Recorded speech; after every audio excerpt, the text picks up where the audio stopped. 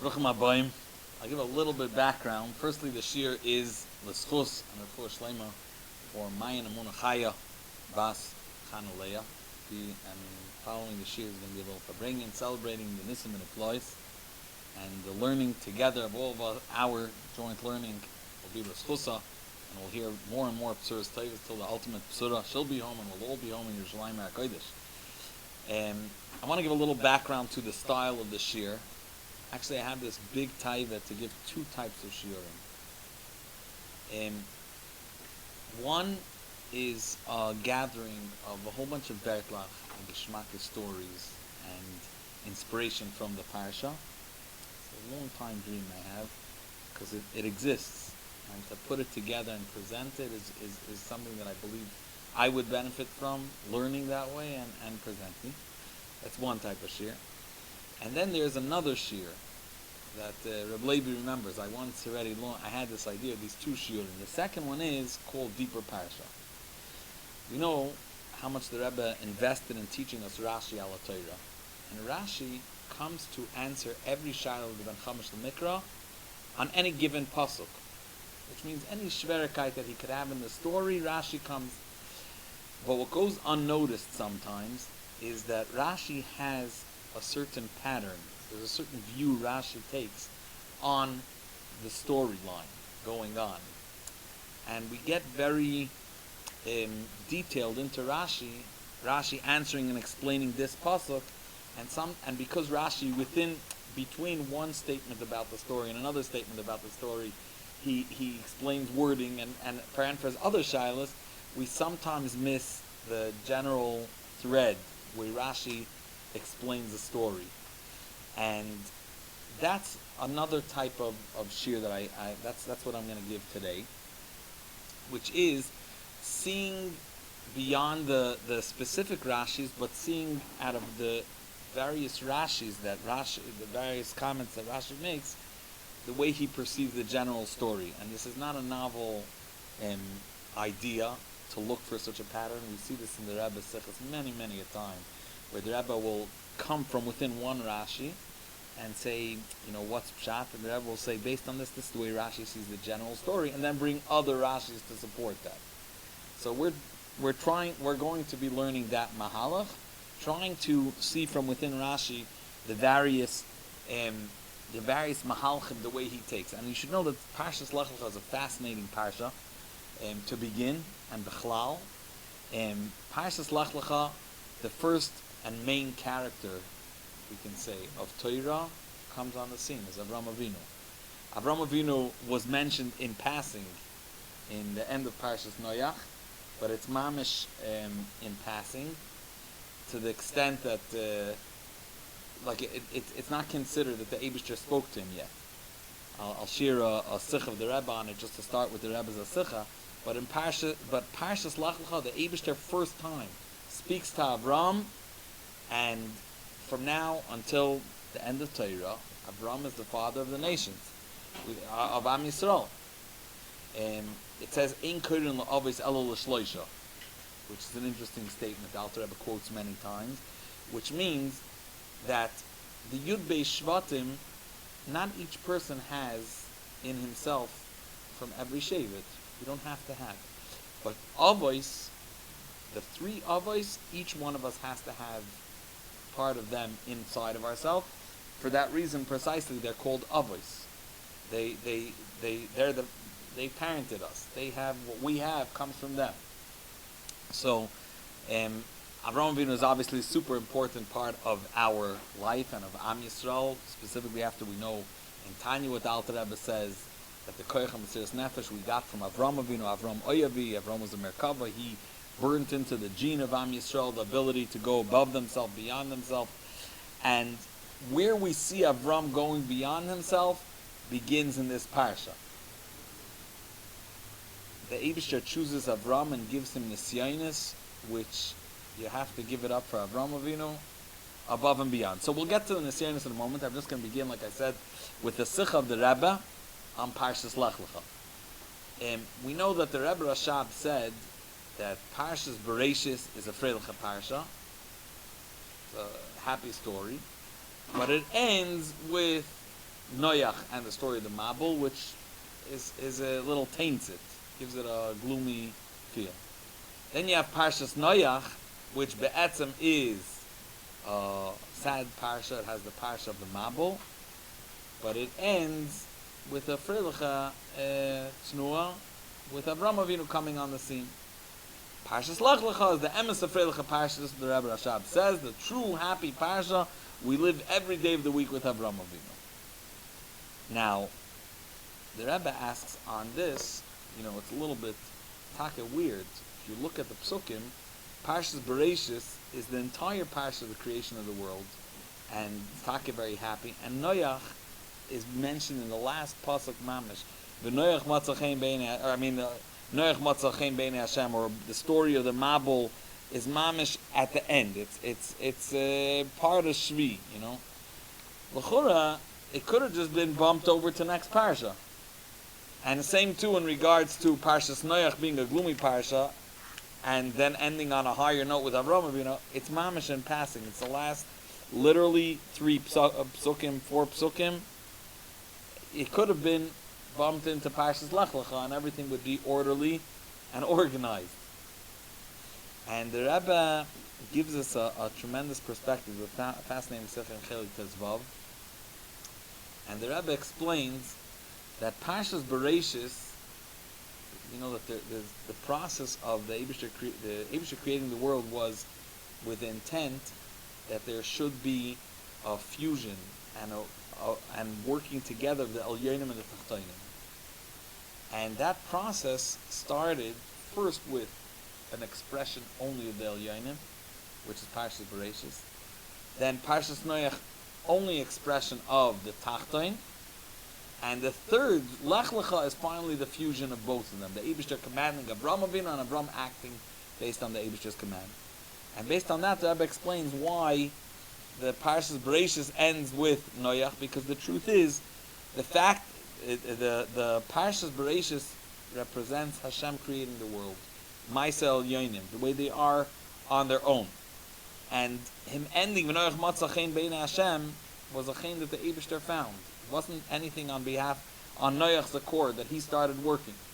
Parshas Noach, which represents Noach working his own seder and building the teva, etc., represents the Tachtoin, their job, and to that degree, he is included also Avram Avinu's birth before the Eibusher spoke to him. Parshas Lech Lecha is the first time the Eibusher speaks to Avram Avinu. So that's why this is the emes of Freiliche Parsha, and what was beforehand wasn't meant to be included. So now let's get to the story of Lech Lecha. You should know that there are many. It says in Pirkei Avos, it says that Asar Nisyonos Nisnas Avram Avinu, and the Mefarshim on Bereshis on Pirkei Avos there are various days in what the Asar Nisyonos are. I want to tell you the whopping majority of the Asar Nisyonos are in our Parsha and Parshas Lech Lecha. You have the Bar Tanura and many others besides the Rambam include Ur Kasdim as the first Nisayan. Ur Kasdim, you should know, exists only in Midrashim. It doesn't exist in Pshuta Shel Mikra. Avram Avinu's story be'etzem begins in Pshuta Shel Mikra at the age of 75 in our Parsha. And our Parsha spans Avram Avinu from the age 75 till 99, when he makes a bris. And then Parshas Vayeras, a year before Yitzchak is born. Look. The Rambam doesn't bring that for that reason, and it's interesting what Rashi would hold. I haven't yet seen a place where Rashi counts this Asar Nisyonos. I mean, everybody, if I remember correctly, all Mefarshim consider the Nisayan Akedah to be the 10. But I'm wondering if there is, from Rashi, elsewhere where Rashi refers to the previous Nisyonos, which one is what. If Lech Lecha is the first one, or the second one, or the third one. Actually, tremendous nisayin. The Eibush tells Avraham Avinu, Lech Lecha. Move. Go out of your father's home. Ala Oretz Asher Areka, without a destination. I'm going to show you. So I heard once a beautiful vart. A master mechanic was explaining how important it is when you give a shir to tell people where you're heading, what you're trying to say. They said the first nisayin was the Eibush is telling Avraham Lech Lecha without telling him where he's going. Don't create any nisyanis for people. Tell them where you're heading. So the Eibush there, this is clearly a nisayin, and the emes is that the more you look at what Avraham Avinu goes through in this parsha, the Eibush Parsha tells him, drop your whole family and go to Ha'aretz Asher Areka. He doesn't even tell him where. Afterwards, he tells him, Canaan, I'm going to give you the land. But before that, the Eibush says, Lech Lecha, El Ha'aretz Asher Areka. And Avraham Avinu follows. He actually takes his wife, his children, all his Mikoravim. He had tens of Geirim that he was Megayer, and Sarah Megayas Anashim, and his workers, and everything he had. And as we're going to see later, Rashi is very open. He had a lot of pasture and a lot of possessions. He was just laying out money. Ad kedei kach that afterwards, come simcha. Ad kedei kach that afterwards, we find that Avraham Avinu going back and paying up. Right here. We'll rewind 5 seconds. So we're discussing the first nisayin of Avraham Avinu, Lech Lecha. And Avraham Avinu was Pashat following the cloud. Avraham Avinu was Pashat following the Eibush there without knowing the destination. And not only that, Avraham Avinu was laying out cash. He's Pashat going with his whole family. And it's brought clearly, there's actually, I'm just going to mention it now, I'm going to jump the gun. We find that Avraham Avinu, after the story, later down the line in our Parsha, after he saves Lech from the 4 kings and he releases him, so the Melech Zdoim wanted to give him, he said, Tenli anefesh v'archush kach lach. You won the battle single-handedly. Give me the people. I'll have who to be a king over, and you take all. Ram said, "Ki ad michut v'atzroich." Now I'm not going. Huh? You take all the booty, all the shalal, everything that they owned. You took back. Avraham Avinu said, "I'm not going to take a shoelace. Why? Because I don't want. The Eibush gave me a bracha. I'm going to be rich. I don't want it to come from you." And so everyone is bothered by the question we find at the beginning of the parsha when Paray took Sarai, and then he said, "Harei loch ksus einayim." He gave Avraham Avinu. He sent him off. Avraham Avinu happily took. So there's many answers. I'll just share 2 of them, and one of them that speaks to what we're discussing now. There's one answer that would demonstrate that she wasn't defiled, because if she was, he wouldn't take it. That's one answer why he b'chlal took the money. But another answer is that the Eibush just said he's going to make him rich. Okay.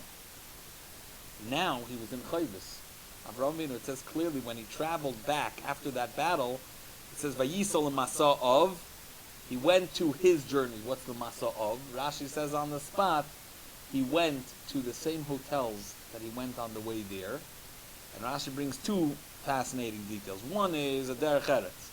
If you went and you were hosted by certain people, when you I guess when you hit it off and people know you're ready and you're a fancy guy, so then at that point you think you'd stay in other hotels and more chasra people are ready to invite you. Go to the people that hosted you in the humble beginning. That's the pshat. But Rashi brings the second pshat is he had a whole bunch of debt and he had to pay up. So now going back to where we're holding now in the story, Lech Lecha Ma'atzach, Avraham Avinu is taking and he's leaving the whole track, and he doesn't even know when it's going to end. And his mom is going on the Eibush's cheshbon. Now, I'm just going to point out a machlokes of Rashi and the Ramban. That's an interesting machlokes. Rashi learns Lech Lecha. Why does it say Lech Lecha? L'tevas cholana ascha. You go for your own benefit. It's worth it for you. Okay? And Rashi explains already that ve'eschol goy gadol, over here you won't have children, and you won't have your name being spread, and you won't have so much money. This will help you with money. The Ramban is fire against it. The Ramban says no. Lech Lecha is the expression of Torah. Going to do. And the question of the Ramban is a very powerful question. The Ramban says, I don't understand. If this is meant to be an Asayin, so why is the Eibishter giving him Lech Lecha Tavas that's worth it for you? It's an Asayin. You do it. You don't do it. The Ramban, right? Rashi, it's interesting that Rashi doesn't have a problem with that. I mean, the Metzius is that the Eibishter tells him what he's going to do. But from Rashi it sounds that it's like a T'nai. And you should know that it's pretty straightforward. The Tosfos also brings this in a different place. That Lech Lecha was a T'nai. That's why, if you turn the page, Mamish in Pasuk Zayin, it's when Avram reached already Canaan. And the Eibishter showed himself to Avram and said, L'zaracha eten es ha'aretz hazos. So vayiven sham mizbeach la'Hashem anireh elov. He made a mizbeach to thank the Eibishter. Now the question is, why didn't he build it? So what was this mizbeach about? So me and you would think he made this mizbeach because he finally reached the destination. This is super exciting. This is the land the Eibishter is going to give him. But that's not what it sounds like from the pasuk, because the pasuk says the Eibishter showed himself to Avram and said, "L'zaracha eten es ha'aretz hazos." I'm going to give you children this land, and then he built the mizbeach. So Rashi says the mizbeach wasn't built for the fact that he reached that place, rather for the psula that he got. Rashi says, where's Rashi? V'yiven sham mizbeach. Oh, where is it? V'yiven sham mizbeach al psurus hazer al psurus eretz Yisrael. So he was promised again. So the question is, 1 second, at the beginning of the Parsha he was also promised. Right? It says right away, so the answer is the first one was al T'nai. The first one was, that's how Tosfos learned, that the first one was on condition that you go. So the Ramban is taka bothered by this. The second one was no T'nai. He already fulfilled it tonight. But the Eibishter is at that point promising him. That's why he built the Mizbeach. That's what the promise was with the surah. Right. You made it. You passed. Before he was saying, if you go, correct, then you will get it. Right. Cool. Okay. B'chol ofen, just to point out, Rashi, there's a few Gevaldike Rashis. We describe the style of the shir. We're going to try to get a pattern from within all the Rashis, try to see where the way Rashi views the story. So, what's interesting is that when you look at this Nisayin of Lech Lecha me'artzecha, what does Rashi feel is the big Nisayin?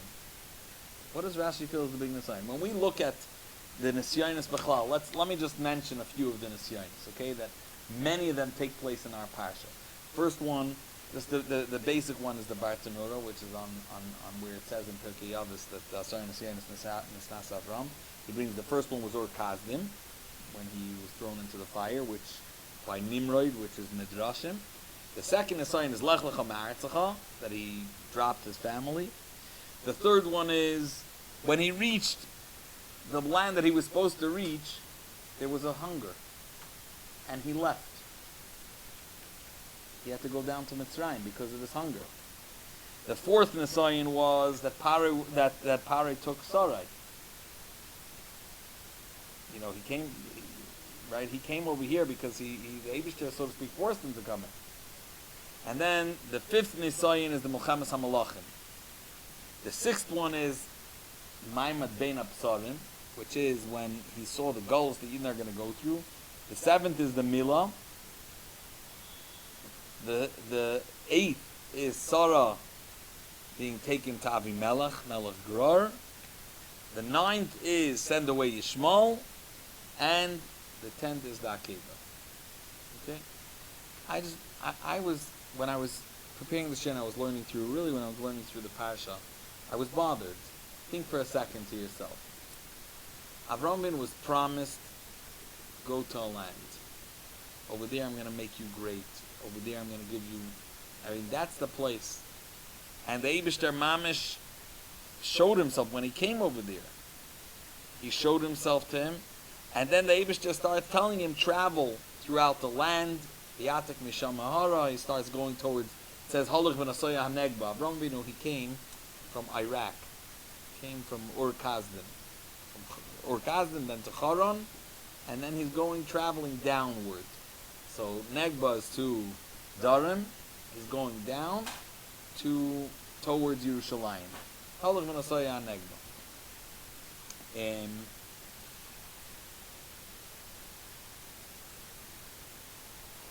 And then afterwards, there's a ra'av. How is he supposed to make sense out of this? A famine. And you should know the famine, Rashi says, if you look in Rashi, Pasuk Yud, the Ramaschel Rav Ba'aretz, he says, Rashi clearly says this was one of the Nisyonis. Rav Ba'aretz, you see Pasuk Yud.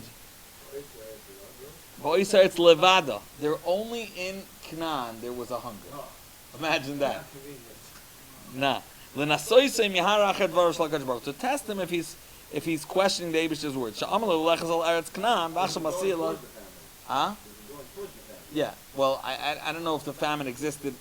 By Hirav Ba'aretz, the question is if it took place right after he got there or was already and he was traveling towards it. But either way, the Eibishter convinced him to come here, and now the Eibush is pushing him out of it. So I was just thinking to myself, and then he comes to Mitzrayim, and it's not that he even got food yet. He comes on the way in, starts the whole story with Sarah. So what is he? How is he making sense out of this? How is he? I'll tell you what's bothering me. B'emes, it's a simple thing. You could just say that Avraham Avinu didn't even make sense. What's an asayin? An asayin makes sense. It doesn't make sense. He did it anyways, right? The only hardship with saying that is that the Eibusha was telling him, "I want you in this place," and then the Eibusha is forcing him to leave. Today, if I was given an assignment, go to here, and then there's a famine, I would think stick through it, survive. Would or wouldn't, but I would stay there. Oh my God, Right? So that's the Nisayan. But I would think to overcome the Nisayan would be stay there. They just told you to come here. And so Rashi hints to the fact that the Eibush there is forcing him to leave. But the fact is, what was Avram thinking? That's what I mean. You need to understand what he's talking about, because it's hard to understand. Like, why did he decide to leave? I mean, he's a giant of a man, and there's a lot of the conversation between him and his wife that you really need to understand. But just to clarify, he got the crown and then he went to Egypt? Yeah, that's where Paro took his wife. So why did he leave? That's a great question. That's what we're saying, right? Okay. Precisely. Okay. You got the question, Michal. This is bothering me. And I want to tell you, this got me to notice a fascinating pattern in Rashi. Rashi, all of a sudden, when Avram gets to Canaan, Rashi starts incorporating midrashim. Now, Rashi Bechlal, he's even though it says that Rashi is trumas ha-midrashim, he chose the choicest midrashim. But what that means is Rashi says, Ani lo basi el lefarsha pshuter shel mikra. I came to explain it to Ben Chamish shel mikra, he should understand it. And therefore, wondrous things that take place outside of what it says, Rashi doesn't bring. The whole story of Nimrod and Avram being thrown into Kivshon HaEish, I don't see Rashi. That's all Medrash, right? It's Medrash. Rashi brings it. Rashi brings it and he prefaces Medrash Agada. Yes, Oimrim earlier on. But you should know Rashi is sticks to Pshuta Shel Mikra. Right? The whole Rashi brings it al Pnei Terachaviv over there, but in the earlier Parsha. Over here, all of a sudden, Rashi goes on a whole. He goes on a whole tour of Eretz Yisrael, where Avram Avinu was seeing the future. Avram Avinu was, so to speak, prophesizing and seeing what's going to happen with Am Yisrael. And he gave, if you look at Rashi, and this you mamish see a pattern, and this I think will help us understand according to Rashi al Kapanim, why Avraham Avinu felt comfortable leaving Canaan. If you look at Rashi, so we have Asher Asu B'charon, Pasuk Hey. He came with all his everything. And then Vayavra Avram Ba'aretz. Says Rashi, this Vayavra means Nichnas L'Soicha, Ad Mekoim Shechem. Why did he come to Shechem? So I mean, maybe Rashi has a problem. What was special about Shechem? But Rashi goes on and explains L'Spal Bnei Yaakov Kishayavoy L'Lachem B'Shechem. He came to daven for the Shvatim when they're going to come fight B'Shechem. And then Rashi continues, Eloin Moira, what did he come to there for? Which, there's now the P.S., Pshuta Shal Mikra, he could have got away with much simpler. In Pshuta Shal Mikra, Eloin Moira, I think there are Parshanim that explain, Eloin Moira means it's flat land. So, why did he come to Shechem and to Eloin Moira, which is the same place? Is because he wanted to come to flat land to pitch all his tents.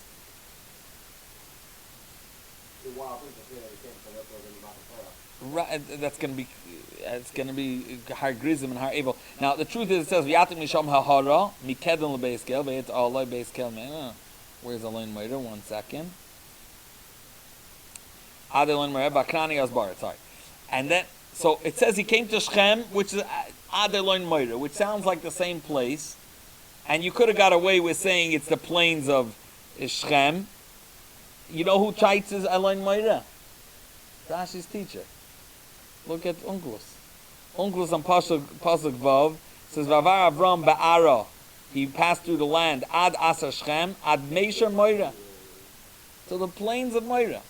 So Rashi doesn't need to explain anything. Rashi goes and brings Midrashim. It's Mamash Freilach. He's Shechem Hero Har Grizim Har Abel. Shesham Kibli Yisrael Shavuos HaTorah. That's where they swore when they came in. And then it finishes Vaknani Yaz Ba'aretz. So the Pashta Pshat is Knanim. We're then in the land. Why was it making that point? Yeah. So that's a great question. So here's a little bit where I'm getting. But Rashi all of a sudden, he says, he mamish brings all of a sudden Avram is having all these nevuas, one after another. He says, Vaknani Yaz Ba'aretz, Hoyel Hokovish Eretz Shol Mizar Shel Shem, Shenemar Malkitzed Mal Shol, V'leficha, V'yem Avram L'zaracha Etin Esaretz Azois, Asa Dani Lachzira. He understood that when the Eibush just said, I'm going to give you land, I'm going to give it back to the sons of Shem. Even though he's watching this whole thing being undone. He's watching the Knaanim conquer it from Bnei Shem, which were family of Avram. And he continues, he continues weiter, and he says, Vayiven Sham Mizbeach, later on when it says that he went from there to Beis Kel Miyam V'ay Mikedem, Vayiven Sham Mizbeach LaHashem, V'yikra B'Shem Hashem. Okay, we have to understand why he built another Mizbeach. Is a good question. But Rashi takes a Medrash highway. What does Rashi say? He saw that near Ai, which was where after they came into Eretz Yisrael with Yeshua, and they conquered, they went around 7 times Yericho. So afterwards, the next battle was Ai, and he was sure that they're going to this place, and they lost the battle miserably, and they were killed. And the reason was because there was one man, Achon, from Shevet Yehuda offshoot, that took from the Chayrim. The Eibush said not to take, and he took. No, I'm saying from one of the descendants, to one of the families. And no, this is when they came into Eretz Yisrael. I'm talking about later on in the time. This is another one of Avram's nevuos. Okay, he stopped over there and made a mizbeach to daven to the Eibush there because of what's going to happen. Why does Rashi? I guess the damage was controlled. It could have been worse. But actually, I'm saying couldn't be the pshat was the battle, but actually, Rashi mamish uses the lashon nisnabesh asidim banav likashel. So I wanna share a thought that I could be according to Rashi, and the reason why Rashi all of a sudden has a whole different view of what happened once Avram came to Eretz Yisrael. Avram Avinu, the Eibush told him go. Once he came to the land of Canaan, done. He got in. He fulfilled what the Eibishter wanted. To a certain degree, that Nisayan was not only over, he understood why the Eibishter told him to be there. He all of a sudden saw his descendants. And he saw the descendants. We'll soon see what was still challenged. Why did he have to bring them as well? But he mamish saw these nevuos. And therefore, to a certain degree, he felt, if I understand correctly, I got it. This is why I came here. I came here to daven for my descendants. The Eibishter promised me children. He made him mizbeach. He saw he got the land. Not only that, he started davening for them. Great. That Nisayan was over. And now, he felt like he accomplished it. He knew he's not now. Rashi indicates this by saying, you should know that Avraham Avinu knew that I'm not going to conquer it now anyways. The Knanim are going to conquer it from Bnei Shem, and then I'm going to take it back from them in the future. Okay, great. So this Nisayan was done. And then starts the next Nisayan. The next Nisayan is that he sees there's no food over here. And now he has to work it out. But that's a different, he didn't feel it's Bistira. Right.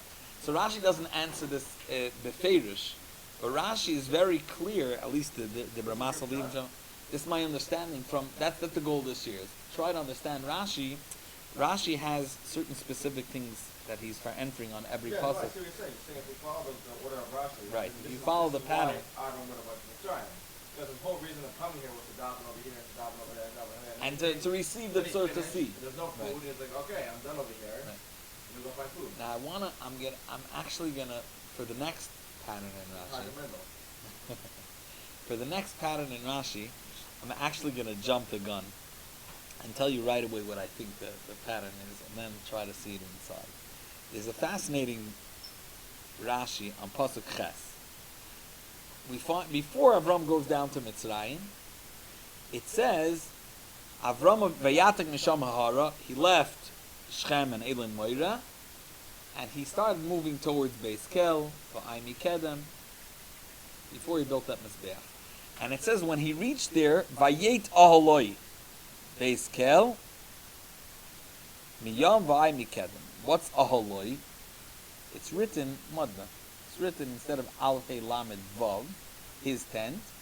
It says Aholah for all practical purposes, with a Choylam, but it's a Hey tent. So Rashi says Aholoi Ksiv, which means Betchila Notas Oil Ishtoi V'Charkach Es Shaloi. First he pitched his wife's tent, and then he pitched his own tent. Okay? Now, yeah, but we see what Rashi's coming to for Enfer. He has a problem. The Lashon is, this hay is extra, so he's answering, Allah is Lashon her. Lashon Akev. It's like oil of hers. The hay is possessive. It belongs to her. Right. Good. And Rashi moves on. But I want to tell you this is a very powerful Rashi, because if you stop and you think for a second, one second. Why did him and his wife have different tents? What? He pitched hers first and his. Now, and I'll tell you the reason we don't stop to think about this, because Rashi had a question, he answered the question. But you're trying to figure out, 1 second, why did the Torah write it that way? And or even more importantly, if this is why did they have a separate tent? And later on, you don't find this anymore. After the story of Paroi, all of a sudden it says, 1 second.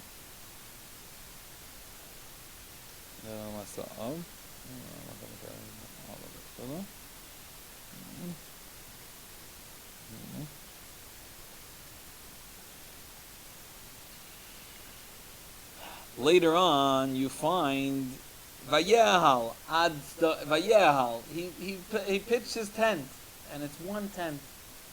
And the understanding is because there was Tzuras Hazera, all of a sudden there was one tent together. But my question is, why was he still having separate tents after, in Pasuk Zayin, the Eibishter told him you're going to have children?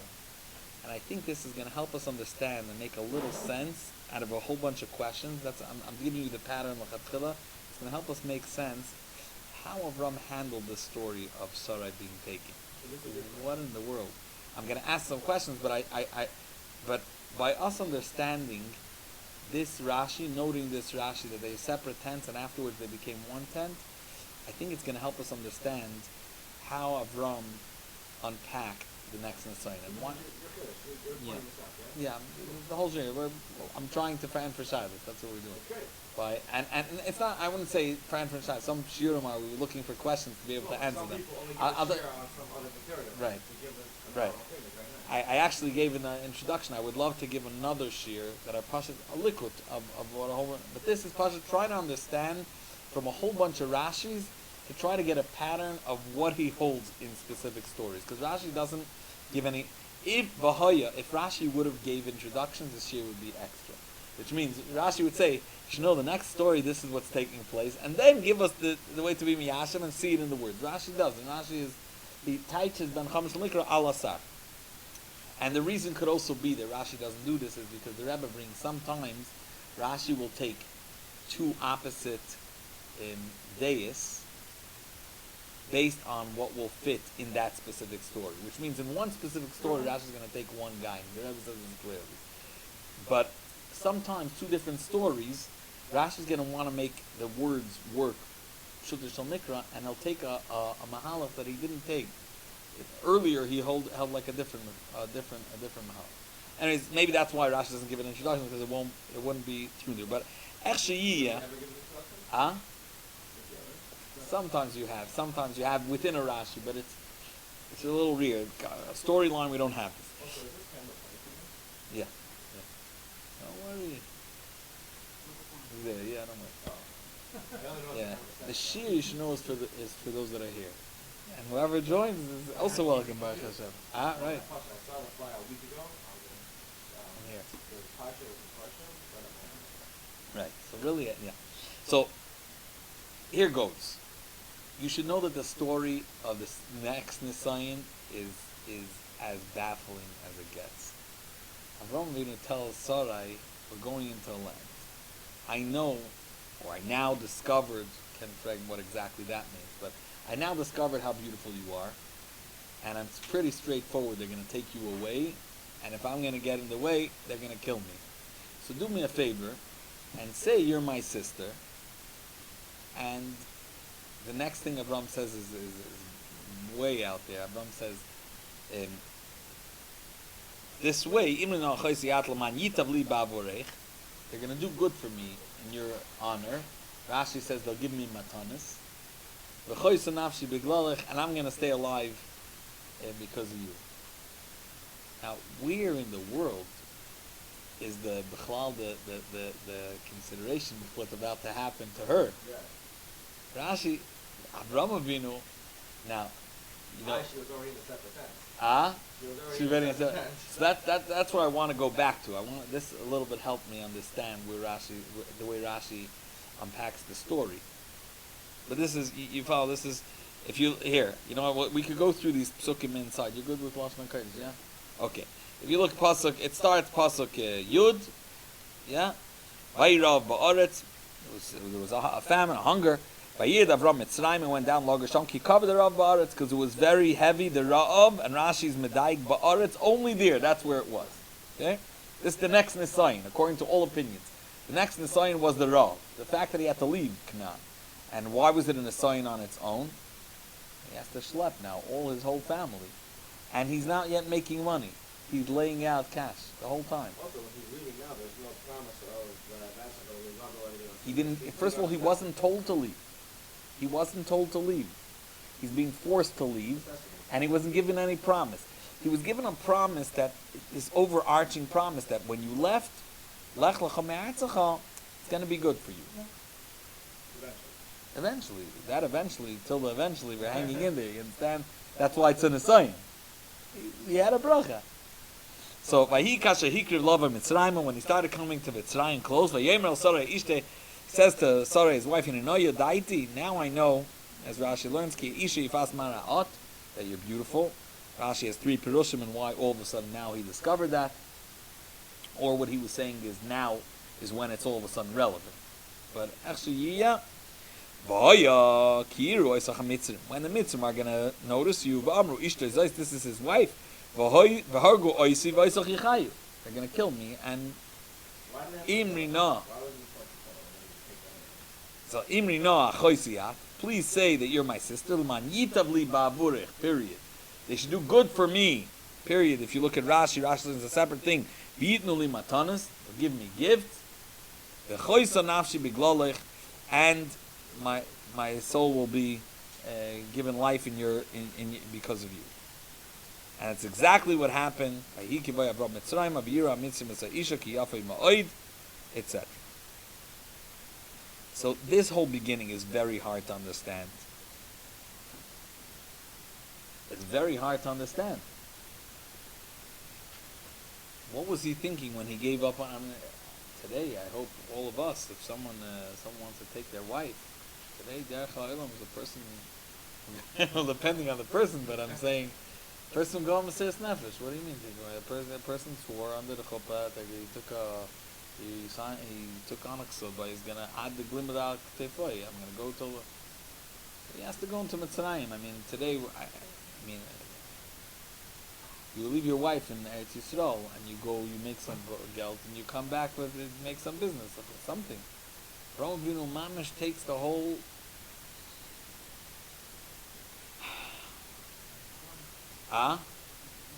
Right, in Knan. Yeah.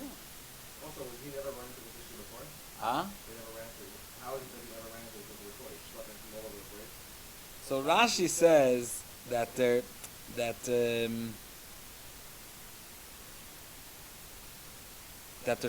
muchorim, that in Mitzrayim they were dark and they were ugly and they were loy hurgulu b'isha yafa. That's why over there he was afraid more. And he never had the issue before. He had the issue afterwards. You know, that is a nachashayla. So I want to share Azai. I'm going to share this thought, and I think it's going to help. I think it's going to help understand what Rashi. Like I said at the beginning, the general approach to these nisyonis is at least when I start, without getting into the details, you think 10 nisyonis Avraham Avinu went through. What's the nisayon? How many pets could he get before he gives up? And he says that's it. But it's all hitting Avraham, and how he responds.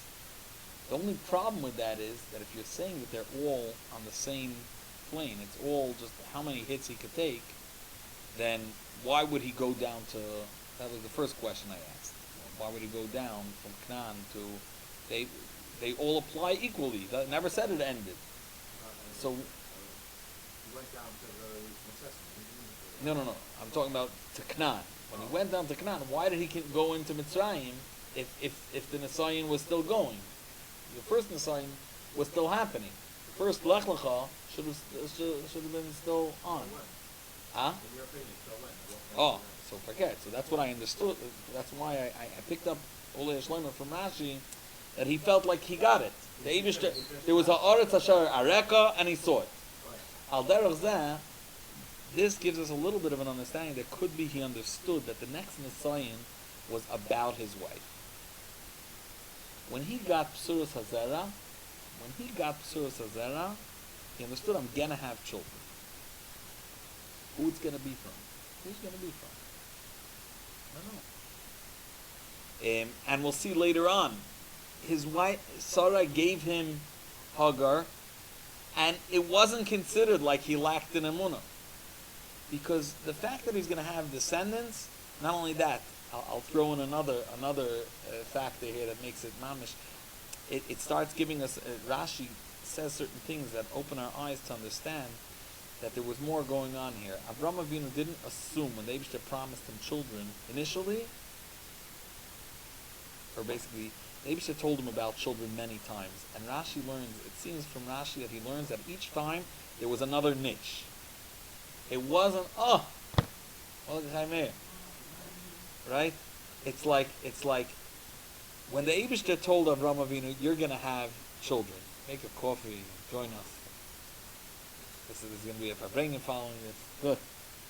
So when the Eibishter tells Avraham Avinu, you're going to have children, and he says it how many times? You know how many times the Eibishter tells us to Avraham Avinu, and he promises, and Avraham Avinu brought him his be'ech once, and later on, he says, and then we have Parshas Vayera Oitcha. The Eibishter tells him again, you're going to have children, and then comes the Malach. If he withstood the Nisayan, and he believed the Eibishter, and it says clearly he believed, so what is the Eibishter saying it again and again? Every word in Torah is, any letter is extra. And just the Eibishter could say as many times as he needs to say the same thing. I mean, it's a shvera thing. And I think what I'm starting to... Well, just in this parsha, he starts off and he says, V'eschol legoy gadol, which is already children. Okay? And v'nivruchu b'chal kol mishparos ha'adama, they'll all... Okay. Then, Pasuk 7 psukim later, then he said 2 times. You have later in this parsha you have something zarach kafara oretz here after the story of the. There's another 2 times. There's after Lech was going with Avraham Avinu, had a whole bunch of geld because of Avraham Avinu, and Avraham Avinu told him to move away. And once he moved away, Avraham Avinu got a nevuah again. What was the nevuah? Pasuk Perek Gimel Pasuk Yidalid. Hashem Amar Avram Achrei Parah. Look around. Yamav Tzapona V'Negba V'Demana. This land I'm giving to you. This Amti Zarach Kafara Oretz. The 4th time. Then you have later on in the parsha, after he comes back, after the battle with the kings, Avram Avinu, this is famous. The Eibishter said, Al Tira Avram, Schorcha Harbe Ma'oid, because he was afraid maybe he ran out of schusim, ran out of gas. The Eibishter says, don't worry, I have enough schar, I'm going to give you children. And again, and then later on he says, the Eibishter says, Achar Dvar Ma'ela. The Eibishter says, yeah. So at that point, Avraham Avinu says to the Eibishter, Ma titan li v'anochi hoylech hariri. What are you going to give me if I don't have children? The Eibishter took him out and showed him the stars. And it says Avraham Avinu believed. So essence of the Shaila on the Eibishter. Why the Eibishter is saying the same things? In this parsha alone, 6-7 times. And then, Avraham Avinu later on questions the Eibishter, and it says clearly about it. V'hemin b'Hashem v'yachshaveh lo l'tzedakah. So what exactly, what's going on? So if we follow this pattern, this pattern that we started pointing out, that each Nisayan had an end to it, you'll see that the second Nisayan of Sarah getting or him having to go down to Mitzrayim, he understood this as an independent Nisayan. It's not going to get in the way with anything the Eibishter promised me. It's not going to get in the way. That's part of his belief. And therefore, we have to get into Mitzrayim. We have to get into Mitzrayim. He feels the Eibishter posing, and he's not going to give up on believing what the Eibishter told him. Here's the Nisayan here. Okay, what's the Nisayan to go down to Mitzrayim? He could have left Sarai there, but if he would have left Sarai there, what it would mean is, could have left Sarai in Canaan. What it would mean is that I need to just make sure the Eibishter's plan, succeeds. So let me go and no, we have to go. We're traveling. The Eibishter told us to travel, and we're gonna inherit the land. I don't know where, but the Eibishter now is putting us in a position to go down to Mitzrayim. We're gonna go, and it's not gonna affect anything of our plan. He brought Sarai because he knew that Hashem promised him Zerah, so therefore it's an insurance that he can bring Sarai. Nothing's going to happen with her. Let me ask you a question. How could it be? He said, I'm afraid that they're going to kill me. Me, not her. Oh. So here all of a sudden you'll see a fascinating thing. Avraham Avinu believed that he's going to have children, but it not necessarily has to do with him. If his wife has children, right now he's married to Sarai, maybe she'll have children, and it'll be considered the descendants of Avraham Avinu. She'll continue the tradition. And not only that, maybe they both won't have children. But the fact that from their family there's going to be descendants is considered zaracha. Where do you see this? Where is this hinted to? If you look in Rashi, when it discusses later on in the Parsha that Lech, Avraham Avinu was not happy with Lech. Lech was letting his sheep just graze in all the fields. So Rashi comes to the aid of Lech and explains what was he thinking, right? And Rashi tells us, fascinating. Rashi tells us that Lech made a cheshbon, that this land is not going to belong to Avraham Avinu. And what does he say right there? He has no one to yarshin him, so it's going to go to me. Now, the same Eibishter that told Avraham Avinu that this land belongs to him, the same Eibishter told him he's going to have descendants. Evidently, it was not yet sure that Avraham and Sarah are going to have children, and that's why later on, when Sarah decided to give Avraham her servant, that was another option. Maybe that's pshat. The Eibush just said you're gonna have a kaddish. The Eibush just said you're gonna have descendants. So, therefore, you should know that where is it hinted to? Besides the fact that it's hinted to later on in this Rashi,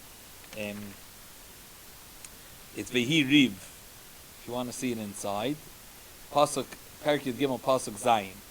Later on, just to give you the background of the next story, this is like a very storyline, the Parsha, jumping a little bit to be able to bring this raya to this mahalach, to understand that each time the Eibishter gave Avraham Avinu a psura of zera, there was another clarification. It was ruling out other options.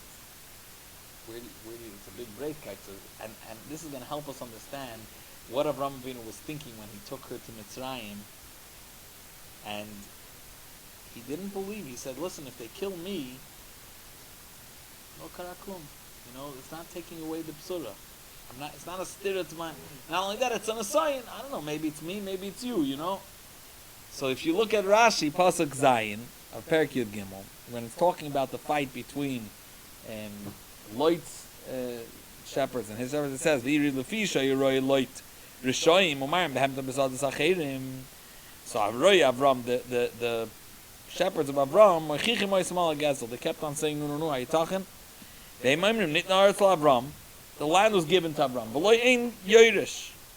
So hence, it's not considered stealing. He wasn't Zeichi yet. So you see that Avraham Avinu, this was not a clear understanding yet who's going to be. The fact that Avraham Avinu was promised descendants, he didn't yet understand. That's why, I'm going to add another detail, that's why when later on, after before Bris Ben Absarim, when Avraham Avinu, after the battle of the Malachim, Avraham Avinu, Achar Dvarim Ha'ela, which means after the story that he fought the 4 kings and he on his own, so he was doyeg. He said, the Eibishter said to him, Altira Avram, Anoichi Magin Lach. Good. So he says, Avraham Avinu says to the Eibishter says, Schorcha Harbi Ma'od. Anoichi Magin Lach, Schorcha Harbi Ma'od. Don't be afraid, I have a lot of schar for you. So Avram says, Hashem Elikim, Ma Titanli, Vanoichi Hoylech Hariri. What are you going to give me that's going to be considered beneficial? I'm going, and as Rashi brings from Menachem ben Saruk, I have no, he says, Chaver er v'oino, but Pshat is without any Yerushim. It says, Ben Meshach Beisi, who Damascus Eliezer, the one, so to speak, the one that rules my house is Eliezer. He's going to Yarshim. Avram hein lila nasata zere, v'ine ben Beisi Yerush, so who's going to... So, the Eibishter continues and tells him, you should know, Lo yirosh chazeh, ki ima sheyetzem me'echa. He's going to be your child. V'hu yiroshecha. And then it says, V'hemim b'Hashem v'yachshavel lo l'tzdaka. He didn't ask for a ois al Yerusha Sa'aretz, etc. So, why does the Eibishter need to tell him this? Because you should know that there were other options. There were other options. Not only that, we'll see later on that Avraham Avinu says to the Eibishter, "Lu yishmol yechil lefanecha." Don't be matriach. I have yishmol. And each one was ruling out another option. So, anyways, I just want to wrap up this second pattern. When Avram going down to Mitzrayim with Sarai, and he says, "Say you're my sister, manitav li ba'avarech, to be good for me, and I'll survive." It seems that Avram understood that she is the savior. Sarah is the one. Not only the sign is tied to her, I already did my stunt. I already came to Eretz Yisrael, and I already did my job, and Am Yisrael is going to come through her, and therefore he said, "Listen, maybe they'll kill me." It wasn't considered a lack of Amuna. He said, "Okay, we have to go to Mitzrayim, and I need you to survive. It'd be nice if I'm also around, And this is a little alluded to the fact that's why he had a separate tent. Not necessarily the children are going to come from both of us together. Only later, after the Eibishter, after the story of Parai, you'll find that the Eibishter says again to Avraham Avinu, the Eibishter says,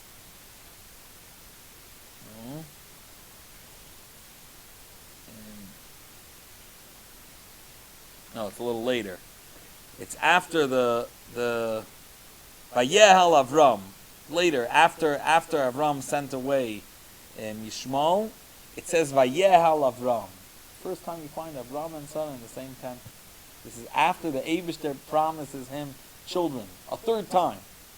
Because over here, Avram understood is after they both came out from Mitzrayim, he understood it's going to be from both of us. Even though there's still place to explain, it'll be from Loit and Kol Minei, and Avraham Avinu still didn't understand. Because, like we'll see, later on, Sarai thought maybe we have to help the Nebuah come. Maybe it's going to be my maidservant. And then when she saw the maidservant, Ekel Beinah, I'm just giving a heads up, I'm giving a jumping ahead because we should wrap up, we should get to the Farbrengen already. And Ekel Beinah, Rashi says that she said, "1 second, you were together with Avram for years and years, nothing happened, and me, Nisabra, me be a Rishonim, from the first union, me and Avram, I already had a child." Started looking at Sarah, and over there, Sarah understood also, no, this cannot be the child from which our descendants going to be, because Avram and Sarah understood that it's their. Avram Avinu came to the world. You have to look at this man like you have to understand Eson Zev, and the Rambam talks about Avram like it's great. Also, he understood on his own things. Avraham Avinu is communicating, but it's with the Eibishter, but it's Nisyonis left, right, and center. The Eibishter reveals himself and says Lech Lecha. But then what happens after that? Then the Eibishter reveals himself and says you're going to have children, and then he's forced to leave, and he's forced to. So the power he has to cleave. But I think this is also important, and I think it's something that we should bring about. The Eibishter, it's a fascinating thing. The Eibishter tells Avram things and keeps stringing him on. Continues being an Messiah. Even after the Eibishter tells him Beferish, he still keeps on getting his money's worth. Avram Avinu keeps on looking for options to help the Eibishter, Kivyachol, to make the Eibishter's vision a reality. The Eibishter doesn't spell it all out. He has to go down to Mitzrayim, and he always has to do the fine print. And just going back to finishing this, that he understood the second Nisayan to be something related to Sarai. That we have to go to Mitzrayim. I'm not necessarily part of it. This also helps understand why Avraham Avinu told her, "Say you're my sister." If you say Ishti Zois, he didn't know. He didn't know if this is meant to be, from him. So maybe Taka, she was meant to be my wife till now. But maybe, maybe I'm just saying mitzad midas ha'emes. Maybe she's not meant to be my wife. And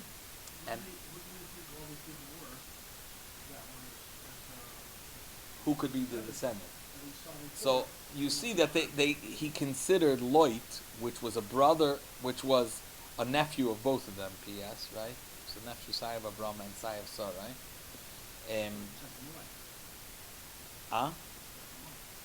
Right.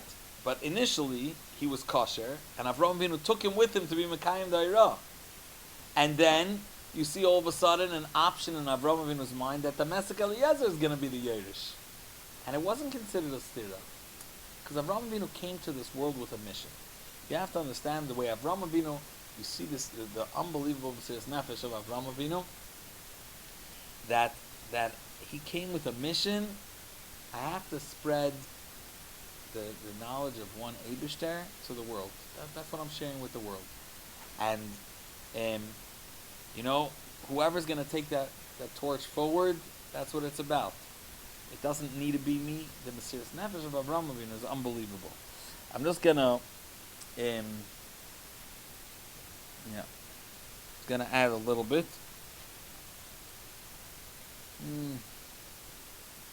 The kids, I think this is a good enough beginning to get a picture. The third Nisayon was the Nisayon of Sarai being taken away. The kids, I think another one is Lamasha. You find what's the pshat that he said, "L'man yitav li ba'avorich." They're gonna give me matanas. But what does he want? So Ula Yesh Leimar, that Avraham Avinu's understanding when the Eibishter promised him riches, asked at the beginning the kasha of the Ramban. It's a very good question. Why is it in the Nisayon if the Eibishter told him you're gonna get riches? And Avraham Avinu understood that these were not stam brachas. The Eibishter was committing to him as a powerful vart. For Avram, the biggest goal in his life, the biggest objective is skadal v'skadal shmei Rabba. Everyone should know there's an Eibishter. And what was the Eibishter's bracha to him? V'agad lo shmecha. I think Avram needed cover. There was no shishim after those days. So what is it? It is something else. I'm going to give you a lot of money. What does he need it for? Elamai, in Avram's mind, this is not a sidekick. The fact is, in the world, if I want to spread the Eibishter's Vart and there's no WhatsApp, you understand? The Eibishter's promising that you'll get around, everyone's going to know about you. In Avraham Avinu's mind, what's everyone knowing about? They're going to know about the fact that there's an Eibishter in what I believe in. And that's the Psuras Hazara also. He's going to have children. What's he going to do? They're going to take the torch forward. It's not about him having children. And therefore, all these options are viable. That's why he's ready to say, Lu Yishmal Yechia Lefanecha. You know what? I need dafka me. It doesn't need to be me. Maybe it's going to be Sarai. Maybe it's going to be Lot. You know what? If it's not neither of them, and it's, you know what? Yishmal, maybe it's through the Shivcha. The Vart was taking the torch forward, and you see from here the dedication of Avraham Avinu. When Avraham Avinu's dedication to the Eibishter is that's when it says that a person's the Alter Rebbe will finish with Meina Psicha, that what the Alter Rebbe says that the koyach yichidish benefesh we got by Yerusha from Avraham Avinu, that koyach to go higher than understanding. Chachma is mirrors the Chachma Datzilus Hashasham. Chachma in every oilam over there is Sheikhin the Eibishter. Hashashamati Mimoiri, the Alter brings in Naga and Tanya that the Eibishter is Sheikhin Chachma. That koyach HaMesiras Nefesh that a Yid has higher than Tam V'das, that is what we got from Avraham Avinu. When we think the Eibishter is promising him, Rashi is not bothered by what bothers the Ramban. Rashi is not bothered by the fact that you'll have children, and Rashi is not bothered also by him saying V'yitnu li matanas. He needs matanas. He's thinking the Eibishter said they're going to have a lot of possessions, so everyone's going to know about me. Maybe the matanas are from here, and he taka needed because he needed to pay back. But after he got from Paray a whole bunch of a lot of matanas, just going back to one of the questions we asked, once he got a whole bunch of a lot of matanas from Paray, and he was able to pay back his chayvus, and then all of a sudden comes the story of Zdoim, he knew right now I'm going to save Lech. Now the guy wants to give me matanas, he wants to make me famous. It's not going to make me famous. It's going to make him famous. All your money came, if I'm paying back chayvus, no one, they know me. Hey, I'm going, I'm traveling, I'm doing what the Eibishter said. Then they know he's spreading the Eibishter's word. But if a guy gives a second person a donation, all his money came. They know he did a heroic act because the Eibishter taught Avram Avinu and Bnei Noach the Kedusha of life. And he went all out and he won a battle. That's spreading the Eibishter's word. The second, he has all his money from him, and they'll recognize all this comes from Sdoim's shalom, all their booty. Said, you should understand, Rashi's not bothered by the matanas and by all these things. Because you see later from Avraham Avinu's relation with money. He thought the Eibishter's bracha to him, he's going to have money, he's going to be mefarsan what I'm here to do. Anyways, Chaim, we'll start the Farbrengen. A little glimpse into a man. Avraham Avinu, when the Rambam talks, he says, Ad sheba eison zeh, till this powerful man stood up. And Hikir Midaitoi, Rambam describes Avraham Avinu as Friedrich Rebbe also has in a mimer where he starts saying what Avraham Avinu heard. He's trying to give us an understanding of the Seichel, how Avraham Avinu understood from within the world that there must be something that's believable. And he goes through it. He's like explaining the Gewaldigkeit of what Avraham was trying to explain to the Arabs. Avraham Avinu, he met each servant, each person that stopped him. Yeah.